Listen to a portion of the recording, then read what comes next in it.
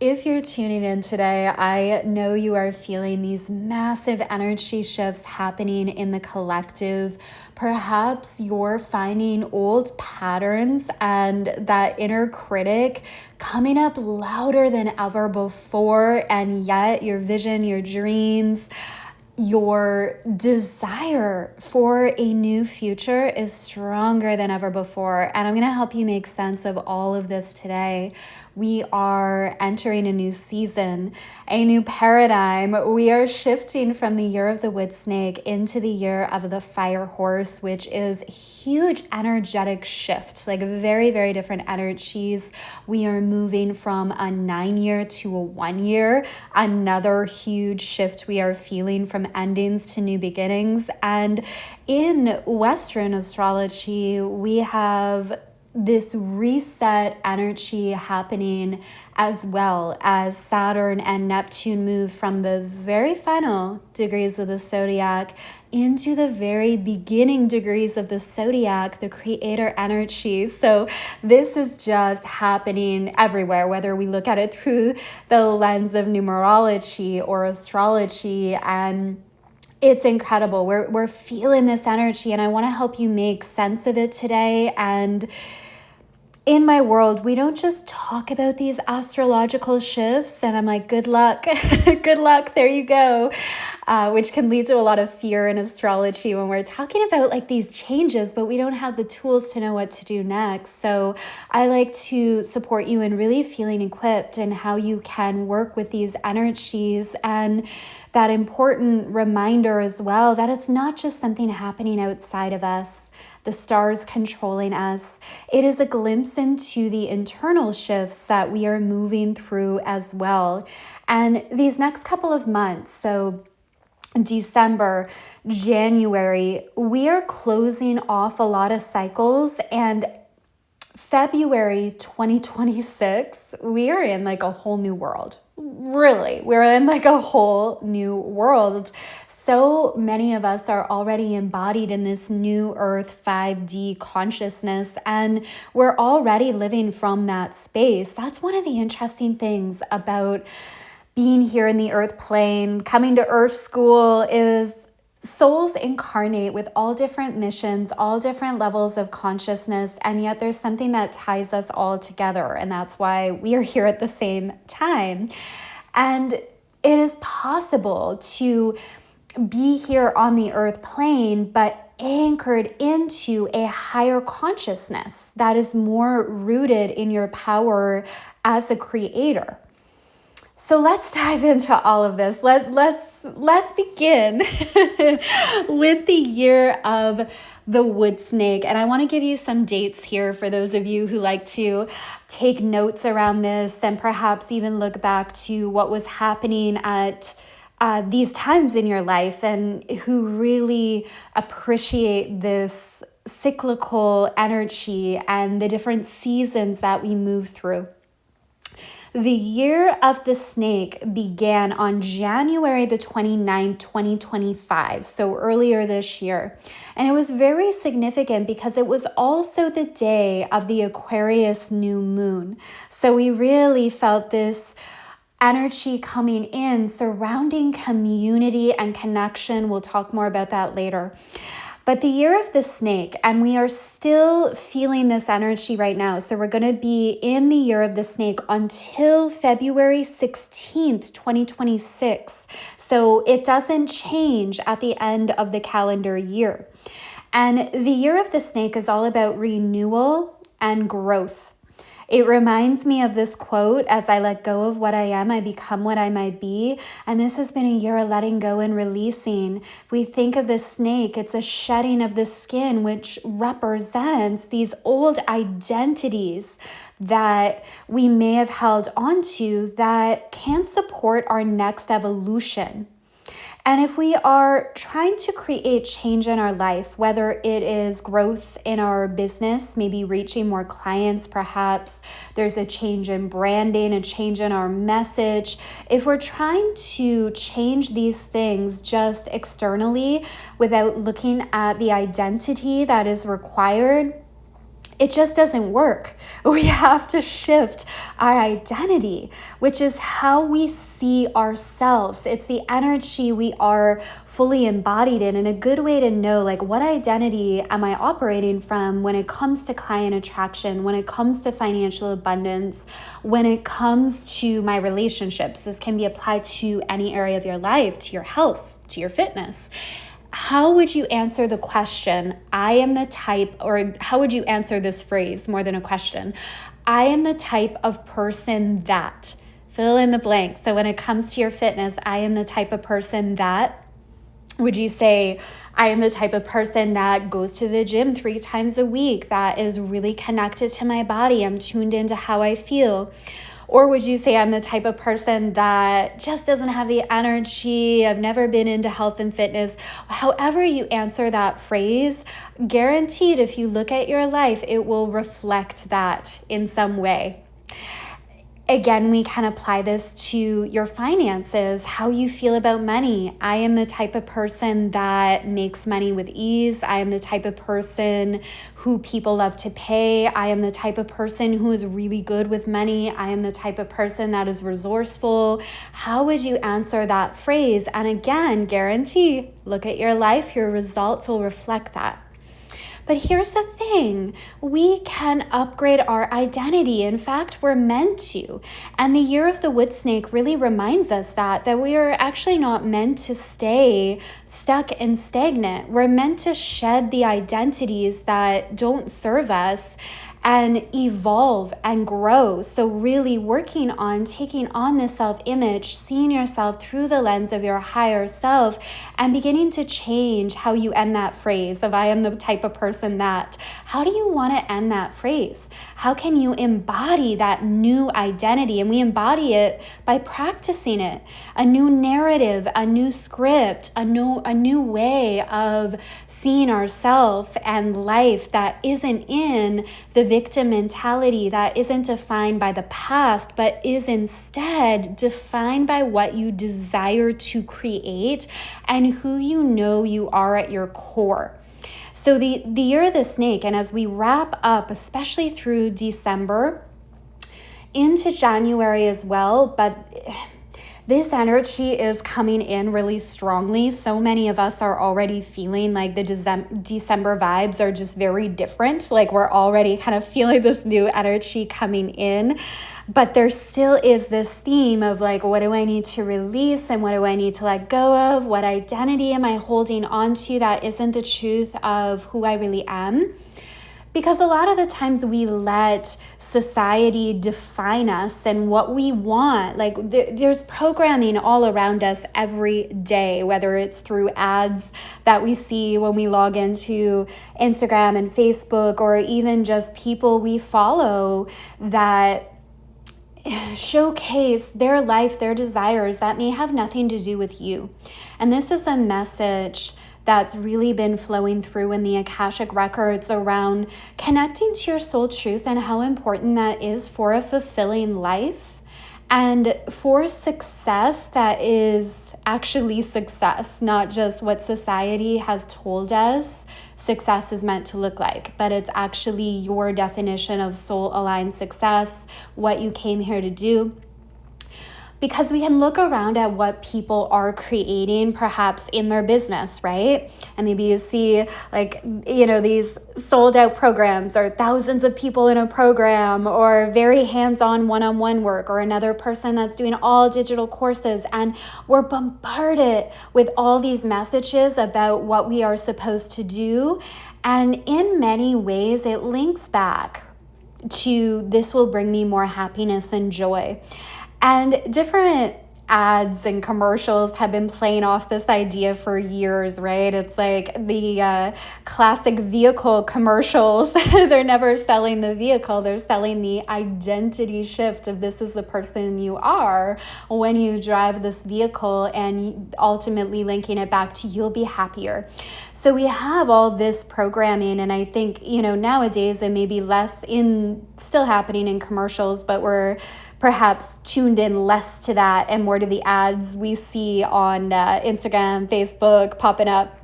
where we feel if we run our business a certain way, if we have a certain amount of money, if we belong to a certain community, then we'll be happy. And it keeps us kind of in this endless chase and a definition of happiness that actually isn't ours. So coming back to our soul desires, perhaps this is a whole other podcast. I know I say that often, right? I go on these tangents. I'm like, wait a second, maybe there's some more work that needs to be done at this time that could support us all when it comes to our true soul desires, not just these desires or wants that actually are never going to lead to our evolution, our satisfaction, our fulfillment in life. And the reason I bring this up now is it really does relate to the year of the wood snake in terms of shedding these layers or these beliefs or these ideas that just aren't ours to carry anymore. And wisdom is also another big theme with the year of the wood snake that was actually talked about less. And remember, we're still in this energy right into February the 16th. And when we're ending this cycle, it can actually be at its peak. It is the time to really reflect. It's the time where we tend to feel things getting louder in our life that need to be released, whether that's the inner dialogue of criticizing ourselves. I actually noticed this theme with a few of my clients lately, and I've been seeing these old patterns coming in as well around self-criticism. I'm like, wait a second, I've done so much work around love and self-compassion, and yet I've become aware of these areas where I'm being super hard on myself. And part of this realization has also come from some work that I'm doing in mentorship and counseling, and not even necessarily being pointed out by the mentor, but just in hearing myself, right? Just in hearing myself share and speak, and in my own reflections, I'm like, oh, Kara, be a little kinder there, be kinder. And then I saw this popping up in clients as well, where they're like, oh, I'm just like so frustrated about this pattern or this situation. And we don't change through that lens of judgment. That actually keeps us stuck because the energy of judgment is a lower vibration in and of itself. We change when we are compassionate, when we can shine love, patience, and understanding on these patterns. And this means we don't always go to how do I solve it or change it or fix it right away. Often the first step is, can I see it through the lens of love? Can I be kinder to myself? And from that frequency, think of it, compassion, love, that's going to be more conducive to new supportive ideas than judgment is, which is a very contractive energy. Okay, I want to circle back to the other point I was going to make here around the year of the wood snake. Wisdom is a theme. Wisdom, which doesn't come from just knowledge we read in a self-help book or even that we learn from a podcast. It comes from experience, lived experience, and the embodiment of what we are learning. We can know a lot of things, but if it isn't embodied, we don't see the benefit from it. We can logically know that, I'm just thinking of an example here, perhaps communication. We all heard this. We know that communication, open dialogue, getting good at communication is the foundation of all of our relationships, whether that's in our romantic partnerships, with our clients, with our mentors, with our friends, any relationship, right? Anywhere. We know communication is the key, and that often misunderstandings come from a lack of being able to clearly articulate or communicate. And yet, if that isn't applied, we're not applying good communication, we're not going to see the benefits, right? It's got to be lived experience. And the year of the wood snake really reminds us of that. Looking at the wisdom we have, and even teaching and leading from that space becomes very powerful in our business as well, because it lands differently with people when they can feel our embodiment in it. It's not just teaching from a one-day course that they took. They maybe took that course to begin with, but then they actually applied it. They applied it, and they have their own experience and lens in which to share that application. So wisdom is another big theme here. So Year of the Wood Snake, February 16th, we are in this energy. What are you letting go of? What are you releasing? What identity and patterns do not have a place in your future as you move forward? They're outdated. Now, to add to this, I want to bring in more of the Western astrology, which of course is my focus, coming from that lens. And the big shift we are seeing here of Saturn in Pisces, as well as Neptune. But I'm going to actually break these down a little separate because they're different planets and they're on a different trajectory here, but then they meet up in February and it's very powerful. So Saturn is the planet of structure, the planet of discipline, the planet associated with time, with karma, very much the physical. And it's often connected to our career path as well, our business, our work in the world. And it rewards the work we have put in. So if we've done the work and we have Saturn transits, we can really see the rewards of that, the work we've put in. If we haven't, Saturn really points out where we need to step up our game, where we need a more solid foundation, where there is perhaps still work required to get the result we want. It really helps us mature. It rules over Capricorn. So it's a wisdom to this energy. Now, as it moves through Pisces, this final degrees of the zodiac, it's doing a huge karmic cleanup. Like I'm feeling, and this is where I bring in guidance from the records too, like the records are sharing this karmic cleanup here is like lifetimes in the making. And that could also be why patterns feel amplified right now. It's like stuff you may have been carrying around with you for a few lifetimes that you're ready to resolve. It could also be family stuff, like generational patterns you're releasing. In Pisces, it could even be some collective patterns that you're hooked into that you're ready to unhook from if they are not helpful, right? Soul contracts and agreements ending now as well in our relationships. This doesn't mean the relationship ends. Sometimes it does. Like if we decide we don't want to renew that soul agreement with that person, the relationship can end. But we can also continue in relationships with the same people, but there's new energy there, which feels really good, right? So if you're noticing things coming up in your relationships, really take a look at like your role within it, how you're contributing to the dynamic or the pattern and what the lesson is and how you would like to move forward. I already talked about some of the self-doubt getting louder. This can also be, the Saturn and degrees of Pisces here. Think of the Saturn energy. What do we need to clean up if we want new results? Being in that self-doubt doesn't get us there. So it's getting louder so we can be aware of the script. I was talking to a private client about this and I share this because I know this comes up with many other people too.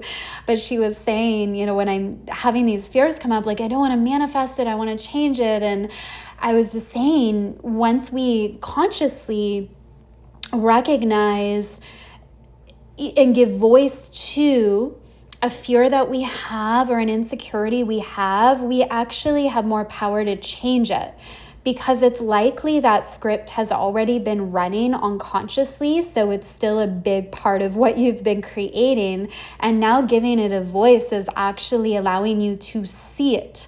Take it out of the shadow into the light, see what's unfolding, and know that you have a choice. You can now choose something new. So being aware and giving a voice to those doubts and fears doesn't mean you attract it. It's actually an important part of the alchemy of being able to change it. If we're just trying to like push it down, don't think about that. It's playing under the surface, and the energies right now are just not allowing that. And that's why everything feels louder. It's like we can't have these scripts playing that just don't serve us.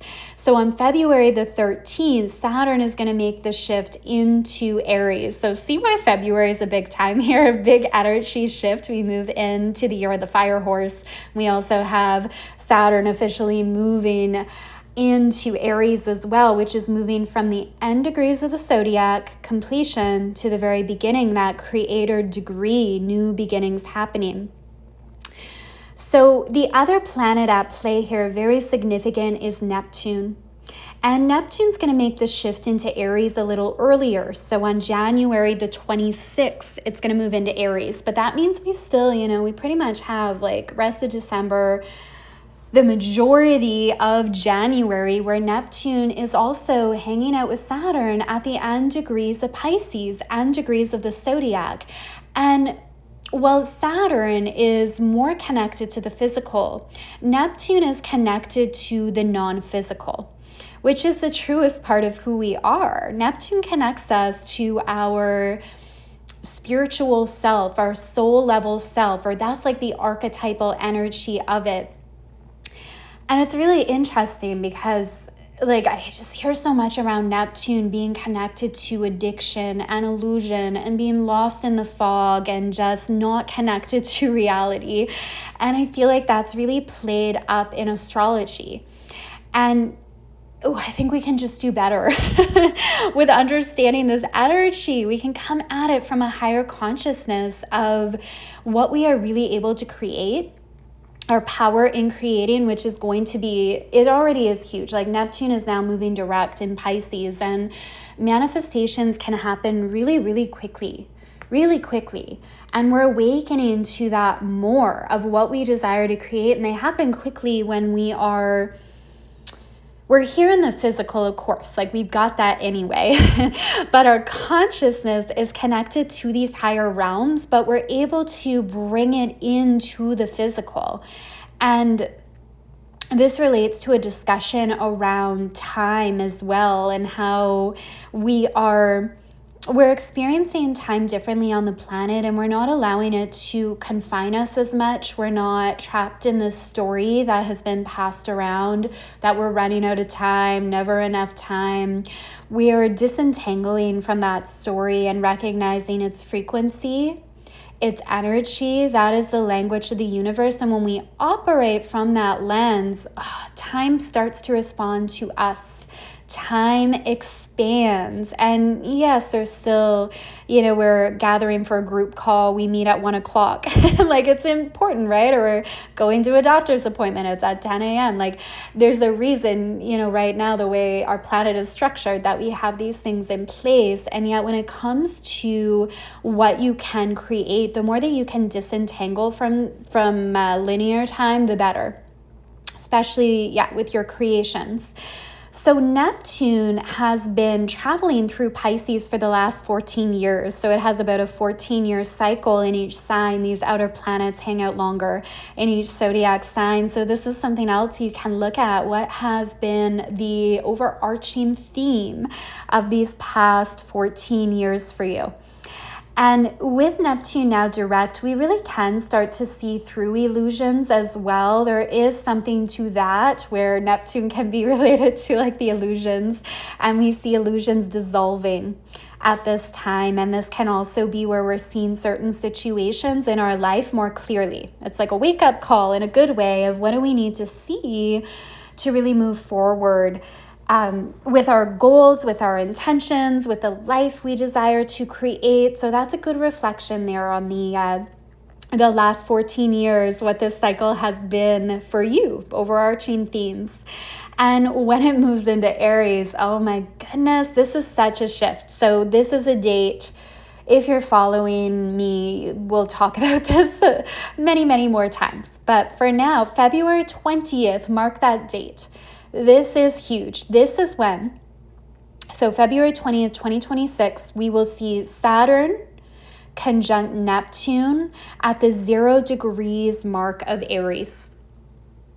This is the creator degree. This is the very beginning of the zodiac. This is a new timeline. This is a new season for the collective consciousness on the planet. And understanding these archetypes, Saturn, the structure, the physical, Neptune, the ethereal, the spiritual, the soul, coming together in a new way.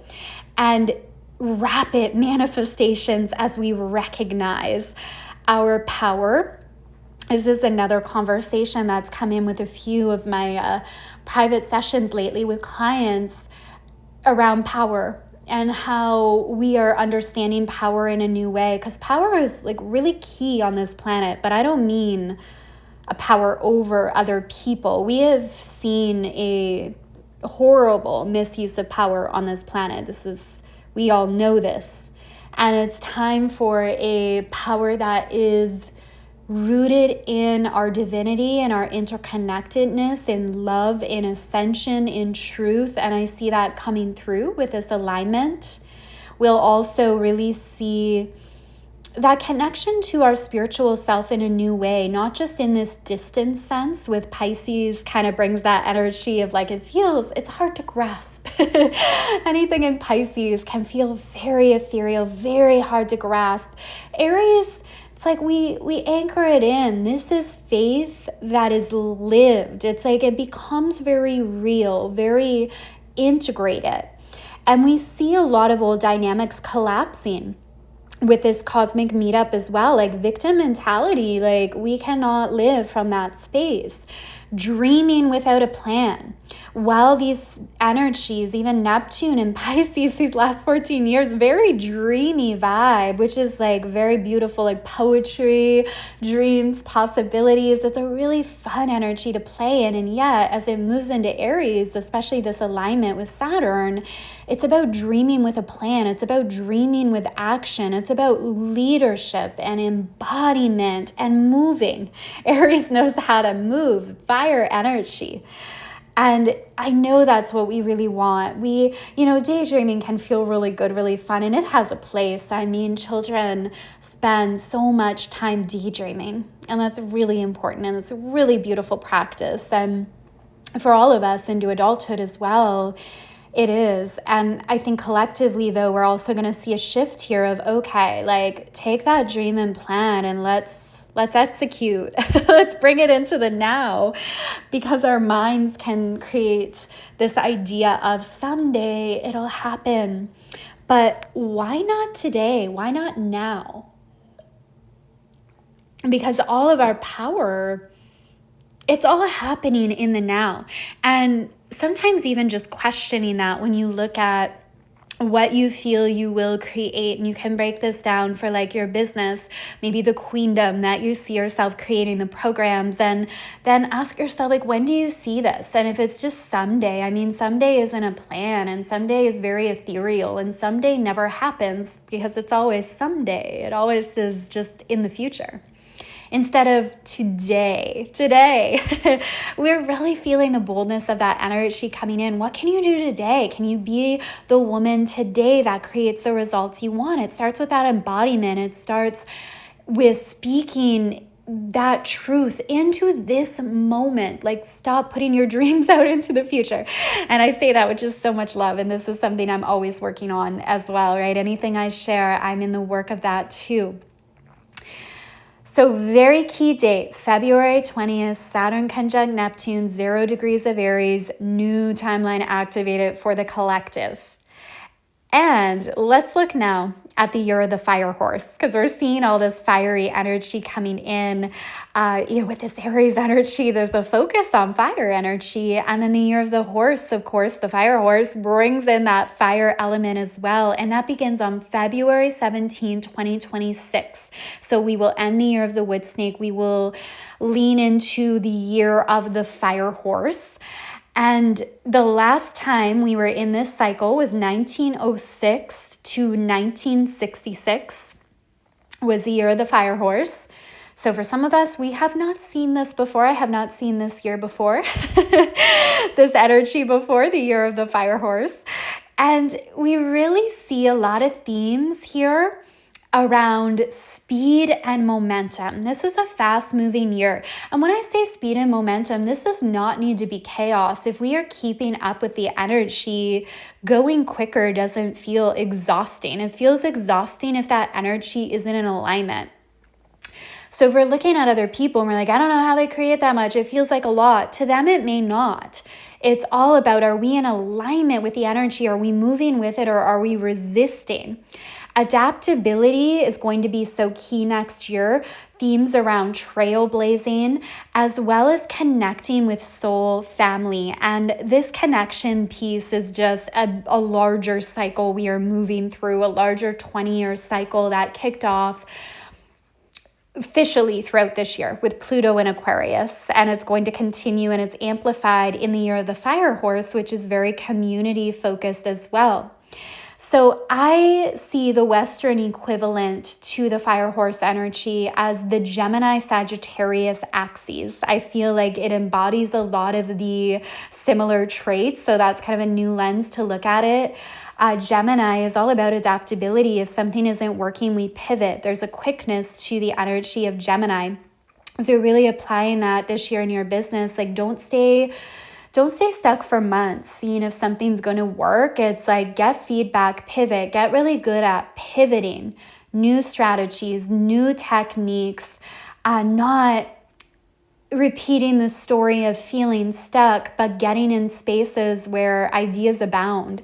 This is why being tapped into a community, like since I have started really early on in my business, even when I was still doing my counseling work, but in private practice, but I was shifting into the global community, the online space. There was just a bigger force calling me there. When I think back now, like, I don't even know what I was doing. It was something else leading me for sure. But I always had mentorship because I just couldn't imagine figuring it out on my own, even being somebody who's very, very much a self-learner who can, take something, read it, apply it very well. I have always found in my business, I thrive when there's that accountability piece, when there's someone I can talk through new ideas with, like that collaboration, that tuned into people who are constantly expanding me into new possibilities. Like it's key. We need that. It makes it a lot harder if we don't, because we're here to co-create. We don't need to have all the answers. And with something that moves as quickly as business, where it's always changing, right? It's always changing. It's always in motion, being tapped into a community, and new ideas, motivation is just so key. So that's a big, big theme this year, that Gemini adaptability. Now the Sagittarius piece comes in, like I see the fire horse associated, Gemini Sag axes. Sagittarius is that freedom loving adventure. Don't fence me in. I want joy, having this optimistic spirit, freedom. So this will, and I feel like the wood snake really is preparing us for that. It's like, where are we fencing ourselves in? And then when we move into the year of the fire horse, February 17th, is like out of the gate, we want to be running like the horse. I have this visualization of even how horses run in herds, the community piece, but just that freedom that horses, I find, just give off that energy, especially just seeing them in the wild, like just running in the wild. Wild and free, like that's the energy, wild and free. And where are we fencing ourselves in with outdated stories, narratives, beliefs? What does freedom mean for you right now, and how can you tap into that? Now, the lower octave expression of these energies into next year could be burnout. Maybe you're already thinking like, oh my goodness, I don't want to burn out all this fast moving fire energy. What? And hear me when I say I'm a highly sensitive soul too. I need lots of rest and sleep and downtime. And we get to have all that. In fact, that's really, really important. And I've also come to learn with burnout that I don't even think it has to do with like the number of hours we are working, because if we are working on something that fills us up, that fuels us, that is exciting, how, like, we're not gonna burn out doing something we really, really love and something that fuels us. Maybe if we take it too much to the extreme, but then it's no longer fueling us, it's draining us. So if we are pouring energy and love into something we love and that is life-giving, that's going to fuel us. So this topic around burnout isn't always about doing less or needing to pull back. It's often about a new approach that we need to take, something new we need to adapt, rather than I just need to work less hours or I can't show up and be posting here, these groups. It's like if we're doing something that is rewarding and that works for us, we're not going to get burnout. I see burnout as when we are giving more than we are allowing ourselves to receive. And allowing ourselves to receive is the key piece here. Because the universe wants to give, it wants to get back to us. It's, are we open? Are we open to the love, to the ideas, to the support? Because if we have that harmonious exchange of we're giving, and here's another way to see it, in the giving, we're also receiving. Like if we love to give and we're not doing it out of obligation, very different feeling, right? Even think about times in your life where maybe you gave a gift because you felt obligated to, or you gave a compliment because you felt obligated to, versus you just like genuinely wanted to. Totally different vibe when we give from this space of just true, pure desire. It's life-giving in and of itself. We receive in the moment we give when it comes from that space. The other thing with this energy we want to be aware of is the grass is greener on the other side energy. Searching but never allowing ourselves to arrive. So we want to find joy within the adventure, joy within the expansion. The other thing is perhaps the lack of commitment or follow through. And that can be the energy of the fire horse. It can also be the Aries vibe. Not necessarily, but it can be this great initiating energy. Like I initiate, I'm excited. So we may need to be aware of the follow through or where there's the lack of commitment there. So what can support it is having a plan, and just knowing that we will follow through on our word. That's so important. That is like so important to build that in every single aspect of our life. When we say we're going to do something, we do it.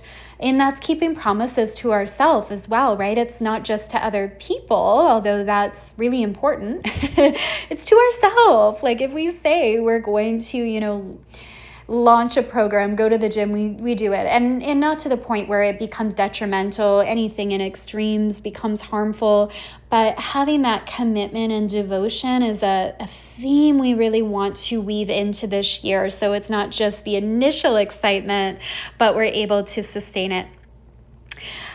All right, those are the energies we are playing in. A little wrap up here because we did go over a lot. So we're in the year of the wood snake until February the 16th, so the year of closing off old cycles, patterns, shedding of old identities, and as we release, we create space for the new version of us to shine through. And what do we got here? Let me see the dates. On February 20th, we're going to have that powerful meetup of Saturn and Neptune in the sign of Aries, new beginning, and then the year of the fire horse kicking off on February the 17th. So we've got, what a time, right? What a time to be alive on this planet. Truly, things are just new creations, our ability to create. We're just having a whole new understanding of what that looks like. And I also have an exciting announcement to share with you. I am officially opening up the waitlist for becoming a certified Akashic Records practitioner. So waitlist is open. I'm going to put that in the show notes, or reach out to me on social, on Instagram, on Facebook are my main platforms if you are wanting to join the waitlist for the certification.